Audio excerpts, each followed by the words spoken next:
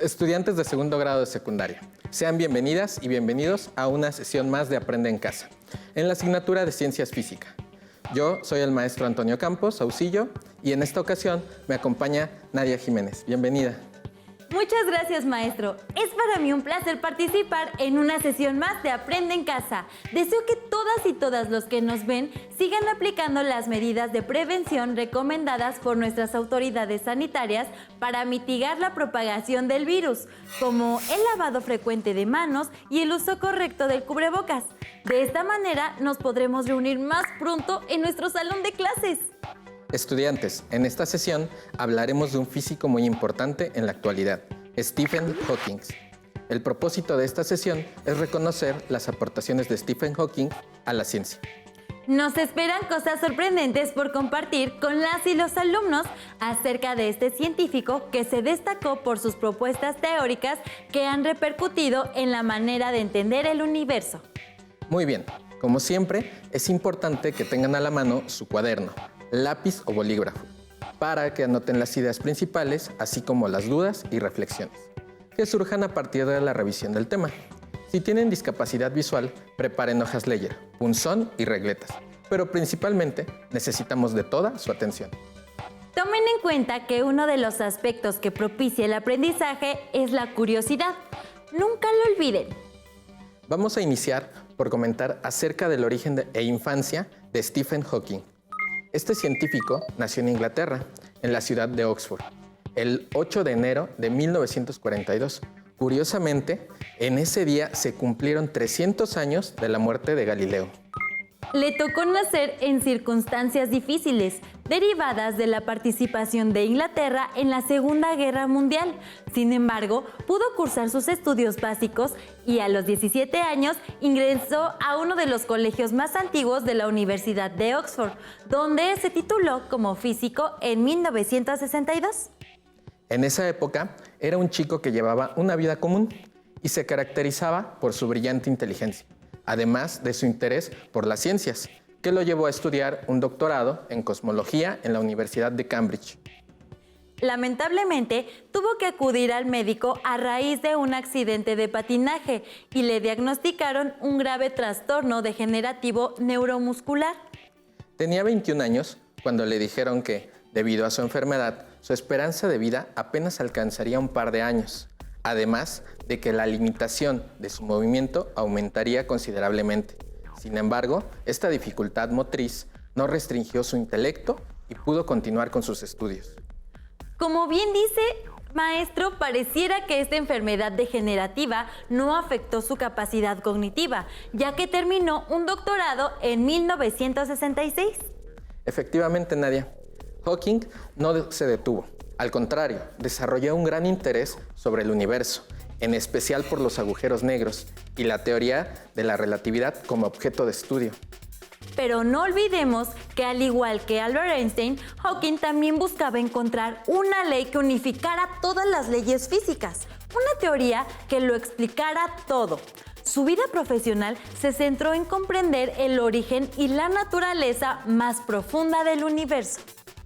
Ahora que mencionas esa similitud con Einstein, también coincidió con Isaac Newton en una de sus actividades profesionales, ya que en 1980, mientras seguía sus investigaciones acerca de los agujeros negros, Stephen Hawking obtuvo la cátedra lucasiana de matemáticas de Cambridge, distinción concedida a eminencias, entre las que se encontraba Isaac Newton.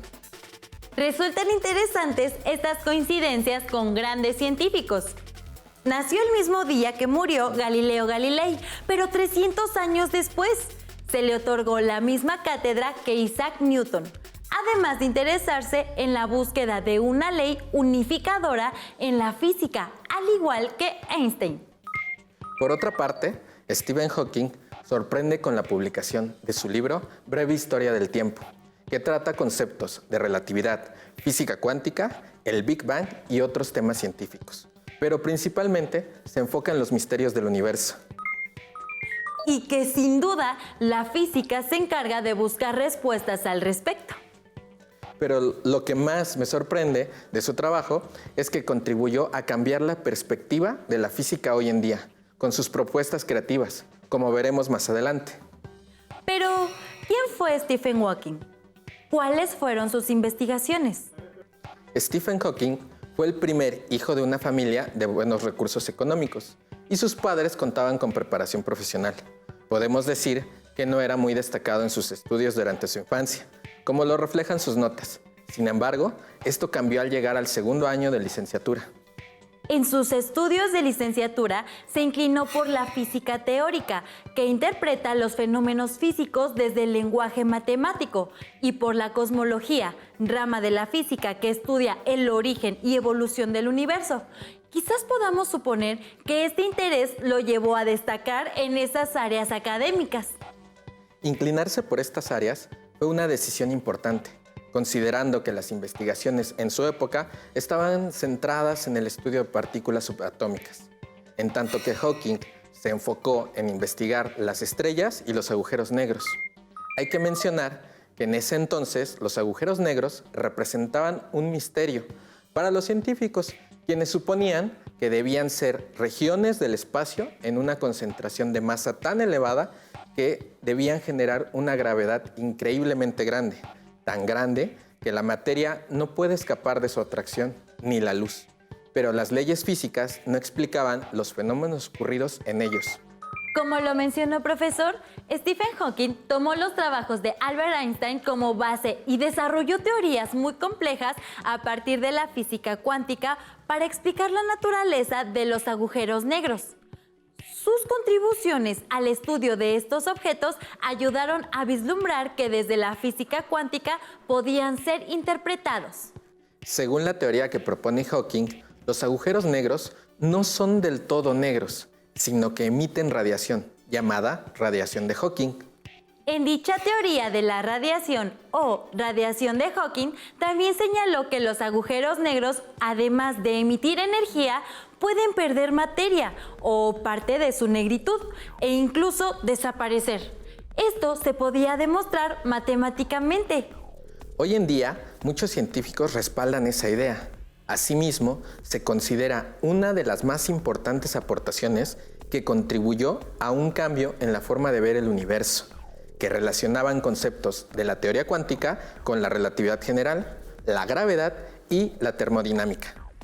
A pesar de que la enfermedad de Stephen Hawking aumentaba la parálisis de su cuerpo, no se detuvo en ningún momento en el desarrollo de su trabajo, ya que buscaba entender el origen del universo y los pilares que sustentan lo que sucede en él, para obtener una teoría que englobara todas las leyes de la física. Buscaba lo mismo que Albert Einstein en su momento. Un reto mayúsculo que implicaba relacionar campos de la física tan distintos entre ellos: la mecánica, la física cuántica, la relatividad, la termodinámica, el electromagnetismo y, en definitiva, todas las fuerzas que se observan en el cosmos. Lamentablemente, Stephen Hawking no lo consiguió, pero eso sí, dejó el terreno preparado para que futuras generaciones sigan en busca de este objetivo. Quizás la o el próximo Stephen Hawking nos esté viendo en este momento. No lo dudaría, ya que ustedes que nos ven tienen mucho potencial que pueden desarrollar. Y al igual que Hawking, podrían pasar algunos años para expresarlo. Antes de continuar hablándoles sobre las demás aportaciones de este maravilloso físico teórico, recuperemos algunas ideas sobre la teoría de la gran explosión o Big Bang en el siguiente video. Gracias al modelo del astrónomo estadounidense Edwin Powell Hubble y del astrónomo y sacerdote belga Georges Lemaitre, hoy en día se sabe que el universo se expande. Y gracias a la contribución de varios científicos, existe la teoría conocida como Big Bang, la cual explica que una gran explosión provocó que la materia del universo se dispersara en varias direcciones. Y conforme se dispersaba, se fue enfriando y se formaron las primeras partículas subatómicas. Después se formaron los átomos y por gravedad, la materia se fue agrupando hasta formar nubes de estos elementos primordiales. Algunas nubes crecieron tanto que empezaron a surgir estrellas y galaxias. La teoría del Big Bang se basa en la teoría de la relatividad general de Albert Einstein. Entonces, ¿qué hubo detrás de la teoría del Big Bang? El científico soviético Alexander Friedman retomó la teoría de la relatividad y demostró que en un momento de la creación del universo, un punto de materia infinitamente pequeño, de altísima densidad y una determinada temperatura ocasionaron una gran explosión, la cual se expandió en varias direcciones. Después, el astrofísico ucraniano George Gamow puntualizó que si el universo se había originado de una gran explosión, era posible detectar la radiación que ésta había producido. Posteriormente, Gamow se trasladó a los Estados Unidos y ahí conoció al científico Ralph Alpher, quien demostró matemáticamente que el universo había nacido de una explosión hace 14,000 millones de años aproximadamente. En colaboración, Gamow, Ralph Alpher y Robert Herman redactaron un artículo en el cual declararon que en el espacio podían encontrar la radiación de la explosión de origen o radiación de fondo, y que ésta tenía una temperatura de menos 268 grados centígrados. Gracias a esta declaración, a través de los años, han tenido un lugar muy diversos avances tecnológicos, entre otras cosas, para mejorar las antenas y los satélites que han permitido obtener imágenes cada vez más específicas de este fenómeno. En el artículo titulado El origen de los elementos químicos, Gamow expuso cómo tras la explosión se formaron electrones, positrones, mesones, bariones, neutrinos y fotones, entre otros componentes del átomo, y a partir de estos, los protones y neutrones se quedaron en los núcleos. Cabe resaltar que dada su carga eléctrica, los electrones se organizaron alrededor de ellos. No te equivoques. ¿Yo? Ahora que ya recordamos la teoría del Big Bang que explica la formación del universo, nuestras alumnas y alumnos se preguntarán cómo se relaciona esto con Stephen Hawking. Permítame comentarles la relación. Las investigaciones y estudios que Stephen Hawking realizó acerca de los agujeros negros le sirvieron también para confirmar que el universo debía tener inevitablemente un inicio. Y posiblemente se preguntarán, ¿cómo lo confirmó? Si hasta ese momento solo se hablaba de una hipótesis. Pues bien, él afirmaba que el Big Bang era, al fin y al cabo, un agujero negro al revés. Por lo tanto, se podían aplicar las mismas fórmulas matemáticas que habían usado para estudiar estos cuerpos celestes y así confirmar, de manera teórica, la existencia de una gran explosión que provocó el nacimiento del universo. Para aquellos que le cuestionaban qué había antes de que este fenómeno sucediera, Stephen Hawking respondía: esto es como preguntarse qué hay más al sur del Polo Sur. De esta manera, el Big Bang dejó de ser una hipótesis, pues ya tenía fundamentos matemáticos. Quienes lo conocieron comentan que debido a sus limitaciones físicas, relegaba a sus estudiantes el desarrollo de fórmulas matemáticas mientras el científico se concentraba en el desarrollo de sus planteamientos. Ustedes que nos ven, consideren que para que Hawking, tanto el Big Bang como lo que ocurría en los agujeros negros, eran singularidades, por lo que dedicó gran parte de su vida a estudiarlas.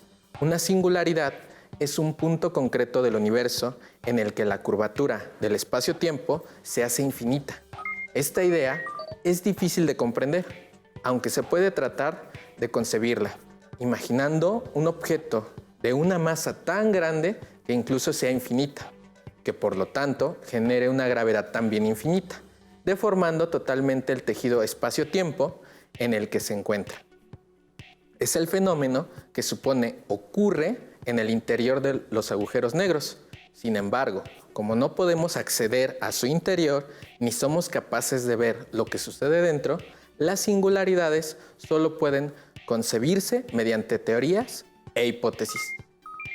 De esta forma, basó su trabajo utilizando su imaginación para llevarla a procesos matemáticos que le permitieran explicar el universo. ¿Sabes, Nadia? De pequeño crecí viendo películas donde se podía viajar en el tiempo. Incluso creo que actualmente debe haber algunas que traten esa idea. Creo que sí. Yo también he llegado a pensar que estos viajes serían posibles. Dejo volar mi imaginación al pensar en algunas de las ideas que planteaba Albert Einstein relacionados con la cuarta dimensión. que justo corresponde al tiempo, además de lograr velocidades cercanas a la luz. Pero todo eso se encuentra en debate, pues Hawking declaró que en el universo las leyes de la física impiden los viajes en el tiempo. Dijo que el universo tiene alguna manera de evitar que un objeto material se mueva a través de la cuarta dimensión, es decir, se desplace en el tiempo. Una mala noticia para los amantes de la ciencia ficción. Hasta para mí fue una mala noticia. Sin embargo, coincido en que tuvo razón al decir que el universo se protegiera de esta manera. Les comento que Stephen Hawking ideó una experiencia sencilla y hasta divertida para comprobar si se podía viajar en el tiempo.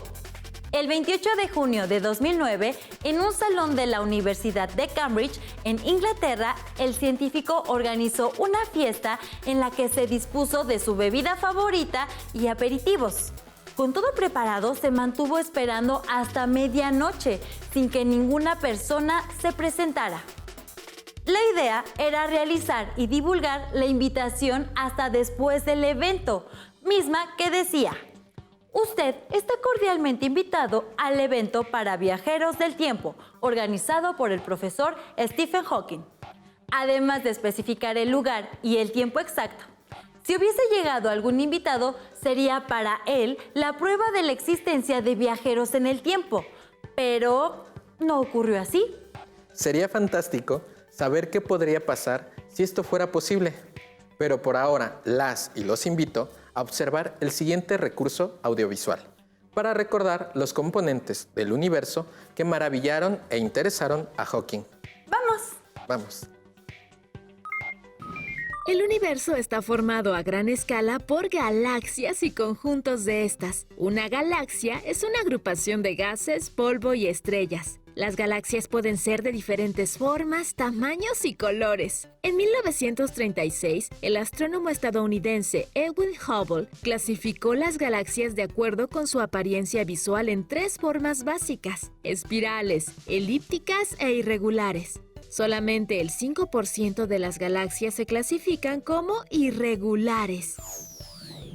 Las estrellas son esferas luminosas de gas, cuyos componentes principales son el hidrógeno y el helio. Aunque hasta ahora es casi imposible saber cuántas estrellas existen, los astrónomos estiman que una galaxia puede tener 100,000 millones de estrellas y que en el universo existe ese mismo número de galaxias. Como podemos ver, las estrellas presentan diferente luminosidad, diferentes colores y diferentes tamaños. La luminosidad o brillo depende de la cantidad de energía que despiden y de la distancia a la que se encuentran de la Tierra. La diferencia de colores se debe a su temperatura. Las estrellas más calientes tienen una temperatura que va de los 7,000 a los 35,000 Kelvin y son blancas o azules, mientras que las más frías tienen una temperatura entre 1400 y 4000 Kelvin y presentan tonos rojos o anaranjados. Y respecto a su tamaño, hay estrellas de neutrones de 20 a 40 kilómetros de diámetro, hasta supergigantes como Betelgeuse en la constelación de Orión, que tienen un diámetro de entre 550 y 920 veces el diámetro del Sol. Las estrellas presentan un ciclo de vida que contempla varias fases. En la primera fase, una estrella recién formada o protoestrella evoluciona de una nube de hidrógeno, helio y polvo que se contrae hasta la secuencia principal. Este proceso tarda en promedio 100 millones de años en una estrella como el Sol. En la secuencia principal, por efecto de la presión, la estrella eleva tanto su temperatura que da inicio a una reacción nuclear. Asimismo, la enorme presión que se ejerce del centro hacia afuera contrarresta la fuerza gravitacional de la estrella. Una estrella brilla por el hidrógeno que contiene. Sin embargo, la cantidad de este elemento es limitada y conforme se consume, el brillo de la estrella se reduce. Cuando se ha consumido más del 90% del hidrógeno, el helio queda como elemento predominante en el núcleo de la estrella. Mientras la estrella sigue quemando el hidrógeno restante, sus capas exteriores se colapsan y su temperatura se incrementa. lo que provoca que la última capa exterior se expanda. En este momento se convierte en una gigante roja. En la fase de gigante roja, la estrella se libera de las capas más externas y se convierte en un cuerpo pequeño y denso. Cuando esto sucede, entra en la fase denominada enana blanca. Una enana blanca se enfría poco a poco durante miles de millones de años y hasta que se enfría totalmente se apaga y deja de producir energía. En este punto, la estrella pasa a la fase conocida como enana negra. Cabe resaltar que hay estrellas que no siguen este mismo camino evolutivo. Hay estrellas muy masivas que, en lugar de transformarse en enanas negras, colapsan en una violenta explosión conocida como supernova, la cual deja tras de sí un pequeño núcleo que puede convertirse en una estrella de neutrones, o incluso, si el remanente es lo suficientemente amplio, en un agujero negro. Profe, ya vamos a acabar. Salta. Eso, ¿no? Y ya puedes saltar. De acuerdo con la teoría de la gran explosión en el origen del universo, la materia comenzó a agruparse para formar los cuerpos estelares, entre ellos las galaxias. De ahí que los astrofísicos se preguntaran, ¿cómo empezó esta acumulación de materia? Stephen Hawking y el ruso Vyacheslav Mukhanov, de manera independiente, dedujeron que el proceso se debía a las fluctuaciones o irregularidades cuánticas. Esto es, de partículas subatómicas mismas que originaron las enormes estructuras que forman el universo.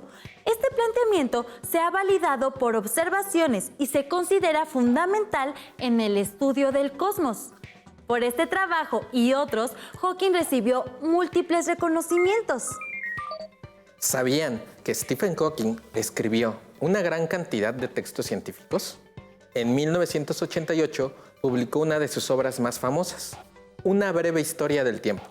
En este libro explica distintos temas de astrofísica, desde la naturaleza de los agujeros negros hasta los secretos de la teoría de la relatividad, pasando por la mecánica de la luz y las teorías complicadas como la de cuerdas, que es la que pretende unificar todas las leyes físicas del universo.